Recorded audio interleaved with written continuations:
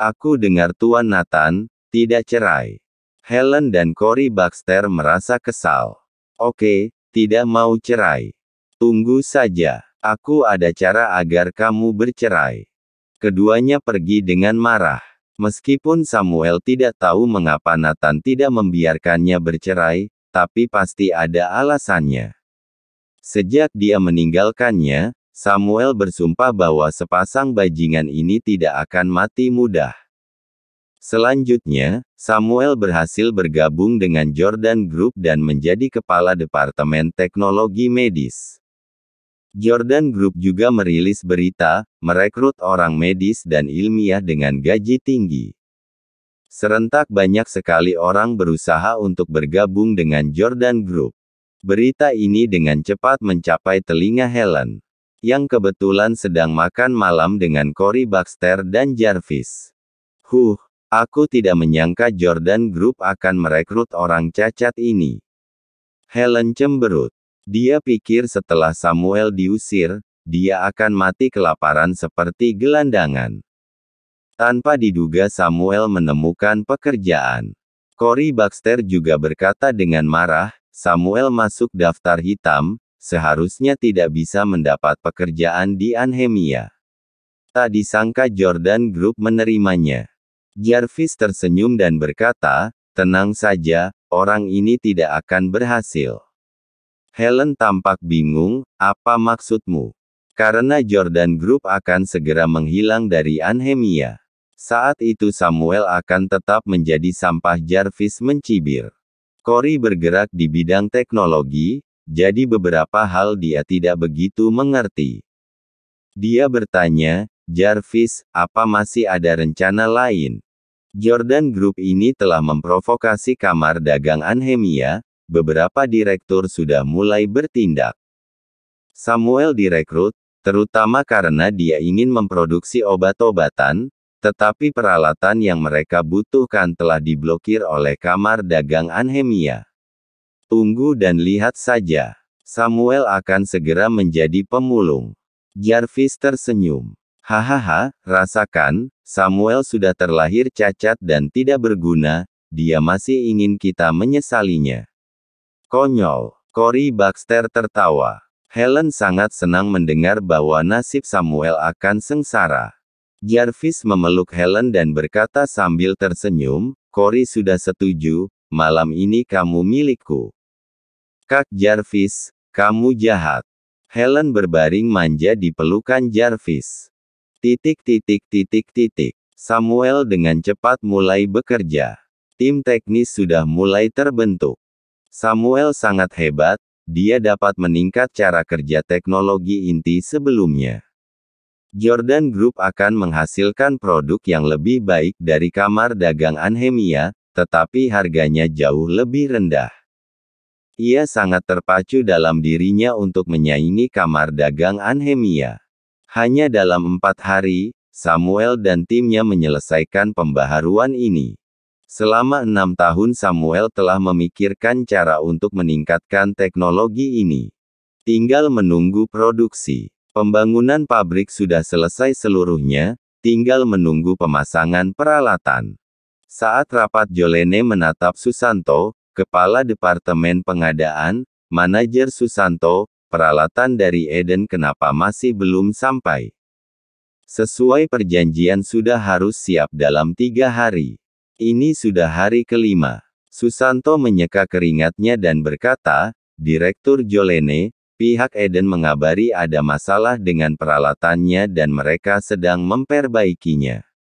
Meminta kita menunggu. Jolene segera berkata, tidak mungkin. Aku lihat sendiri peralatan ini sama sekali tidak ada masalah. Direktur Jolene, maksudmu Eden sengaja melakukannya? Susanto bertanya. Hubungi Willy Booker. Setelah panggilan terhubung, Jolene bertanya langsung, Tuan Willy, bagaimana dengan peralatan yang aku pesan? Ya, peralatan yang dipesan Jordan Group ada masalah, mohon tunggu lagi. Kata Willy. Berapa lama? Setidaknya sebulan. Setelah mendengar jawaban Willy, semua orang menarik napas. Ini pasti disengaja. Willy juga berkata sambil tertawa, Direktur Jolene, peralatan ini aku kirim ke pabrik pusat untuk diperbaiki, jadi 1 bulan sudah termasuk cepat. Mohon dimengerti. Jolene berkata, Tuan Willy, aku sudah pernah mengunjungi perusahaan Anda, masih banyak peralatan lain, Anda bisa mengirimkan itu. Aku sangat membutuhkannya. Tidak bisa menunggu lebih lama lagi. Oh, Direktur Jolene, maaf sekali, semua peralatan lainnya telah dipesan, sudah dikirim keluar semua. Willy tersenyum. Benarkah? Jolene bukannya marah malah tertawa. Dia mengerti bahwa mereka sengaja melakukannya. Ya, kebetulan sekali. Dari puluhan peralatan hanya yang dipesan Jordan Group yang ada masalah. Willy tersenyum licik. Mendengar suara Willy, semua orang sangat marah. Ini jelas disengaja. Jordan Group sudah menyiapkan semua. Hanya menunggu peralatan saja. Direktur Jolene, Anda tunggu saja lagi. Willy tertawa. Sudah tidak bisa menunggu lagi. Anda berjanji bahwa peralatan akan siap dalam 3 hari. Apa yang terjadi sekarang? Jolene sangat marah. Willy menghela nafas lagi, oh, jika Direktur Jolene sudah tidak bisa menunggu lagi, aku punya solusi. Solusi apa? Jolene bertanya. Perlu uang tambahan, aku akan mengirimkan barang cadangan dari gudang pribadi. Kata Willy. Jolene bertanya, berapa? Dengan harga peralatan sebelumnya 500 miliar, sekarang hanya butuh 5 triliun.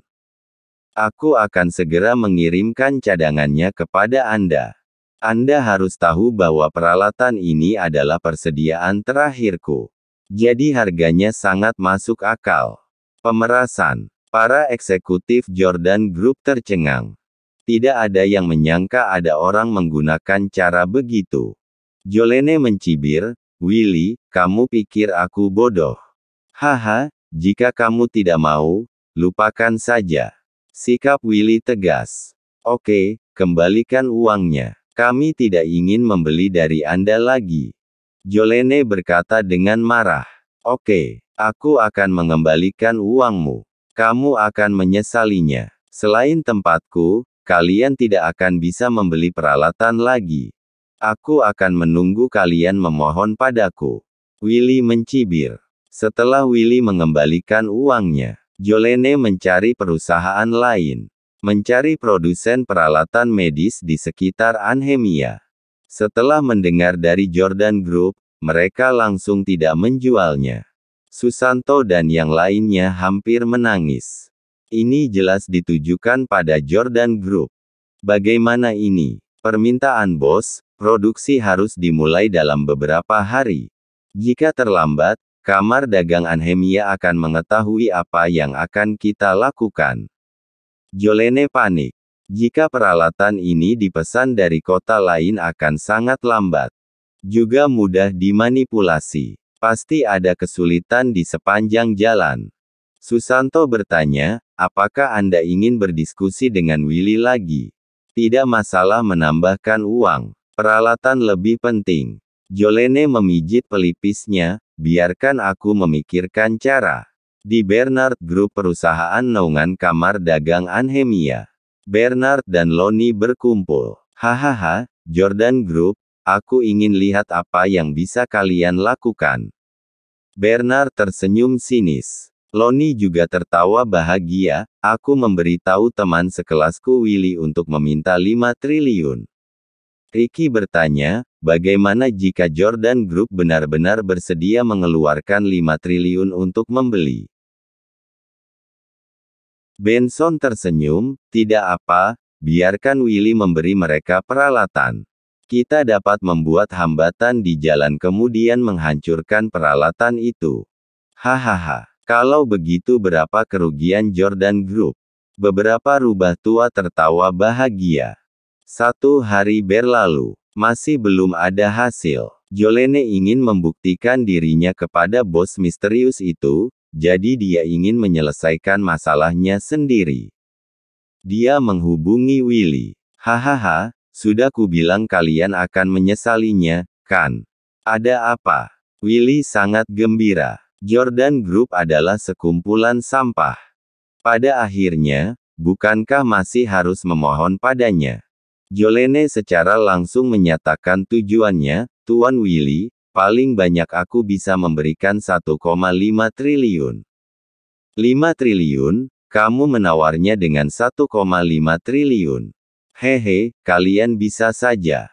Aku perlu rapat dulu untuk membahasnya. Willy tidak langsung menolak. Setelah menutup telepon, Willy segera melakukan panggilan video dengan Lonnie dan keempat temannya. Jordan Group telah membuka harga 1,5 triliun, bagaimana? Tanya Willy. Setelah berdiskusi dengan mereka berempat, Lonnie tersenyum dan berkata, Willy jual saja pada mereka. Nanti kami akan merusaknya saat pengiriman, peralatan ini tidak akan pernah sampai ke tangan Jordan Group. Willy tersenyum dan berkata, berarti aku untung 1,5 triliun. Haha iya, begini, kamu sengaja tunda 1 hari lagi, besok baru hubungi mereka. Lonnie mengeluarkan idenya. Oke, mengerti. Di Jordan Group, Jolene dan timnya masih menunggu jawaban Willy. Gelisah seperti cacing kepanasan. Setelah Samuel mengetahui situasinya, dia segera melapor pada Nathan. Nathan terkejut saat mengetahuinya. Dia sudah mengira jika membeli peralatan di Anhemia pasti akan menjadi sasaran, jadi dia secara khusus meminta Jolene untuk pergi ke South Mantis. Tidak menyangka hal yang sama terjadi. Sekali lagi merasakan kekuatan kamar dagang Anhemia. Nathan merasa masalah jadi semakin menarik. Membosankan jika terlalu mudah. Oke, serahkan masalah ini padaku. Nathan menelepon satu nomor, aku membutuhkan sejumlah peralatan, besok harus dikirimkan padaku. Lapor Dewa Perang, misi dilaksanakan.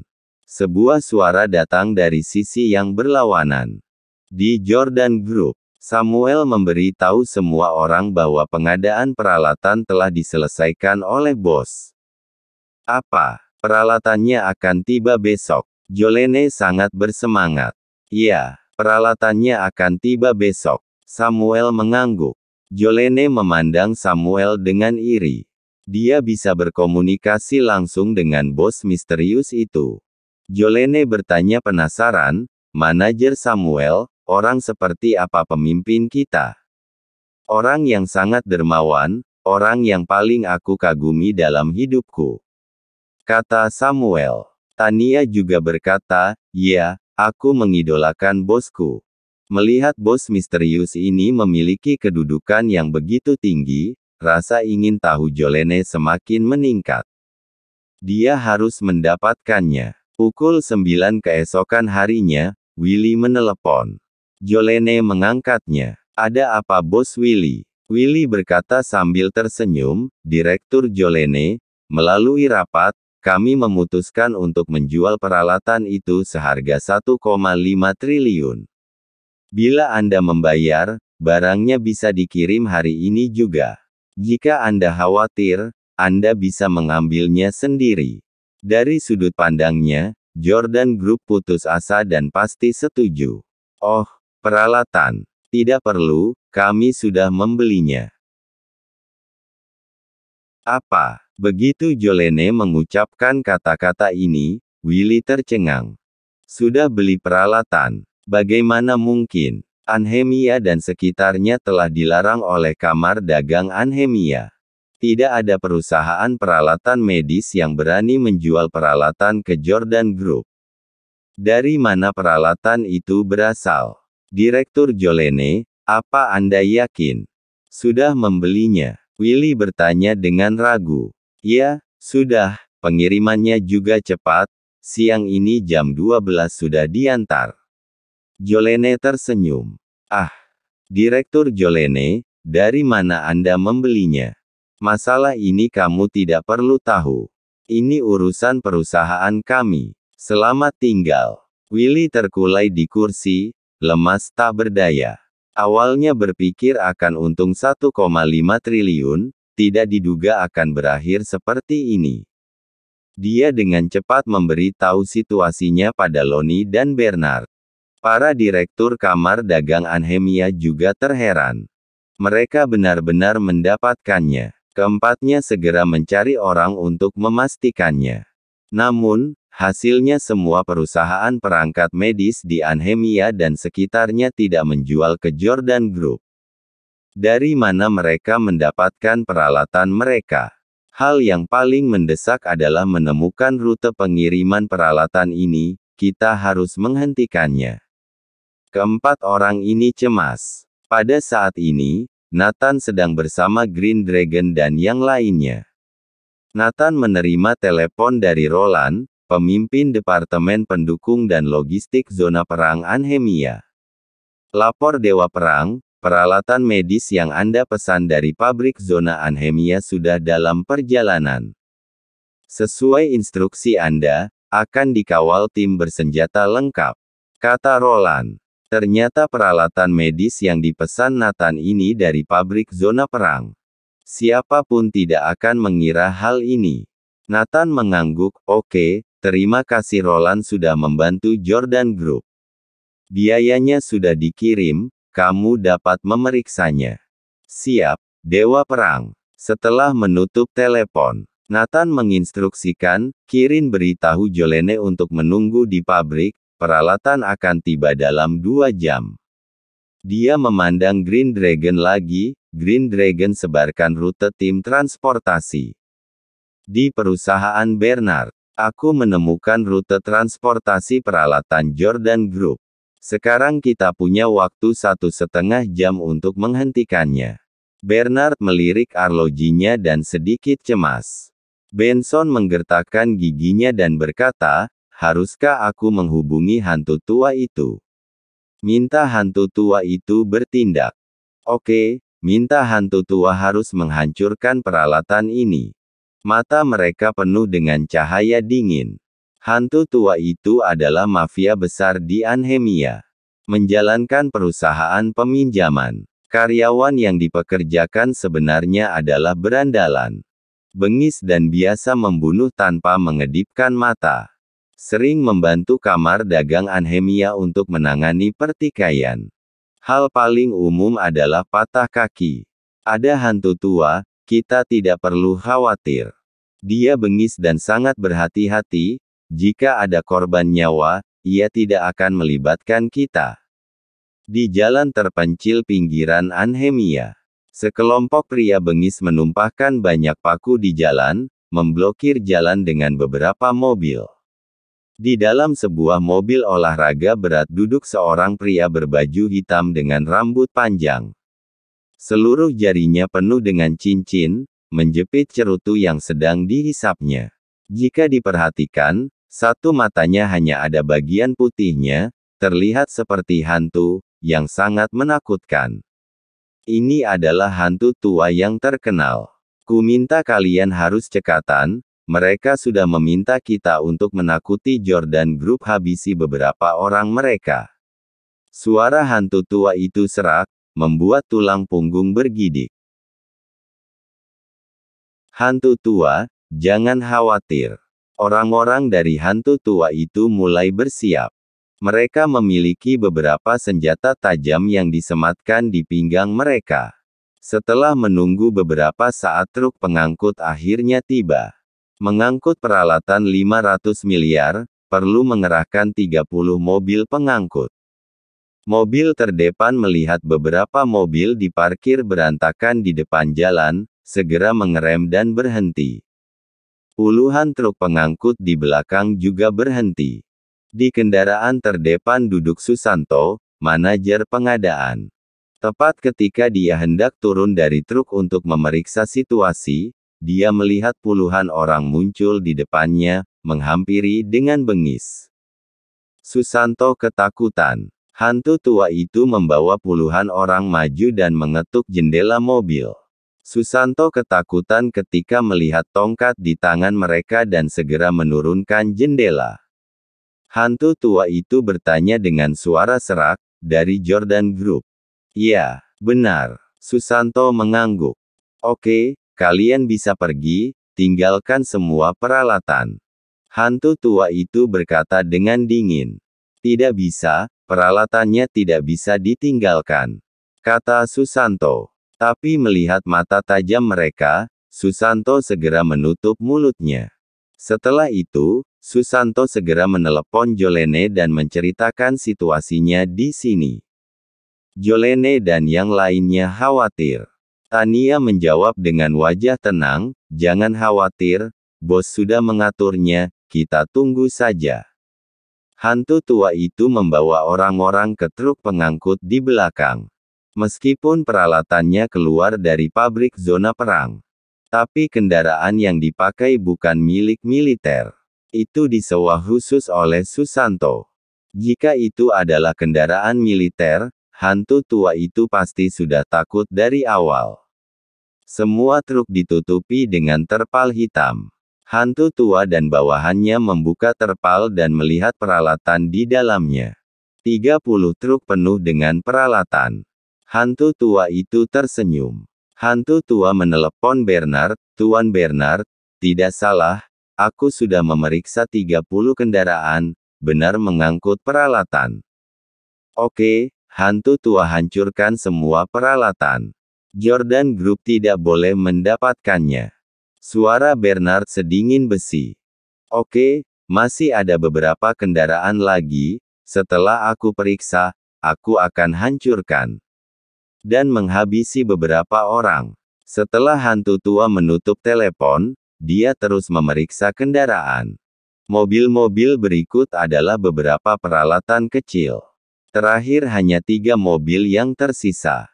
Hantu tua itu melihat ketiga truk terakhir dan merasa sedikit bingung. Tidak tahu mengapa kelopak mata kiri terus berdenyut. Hantu tua itu datang ke belakang truk dengan gugup. Dia mengangkat terpal dengan tongkat.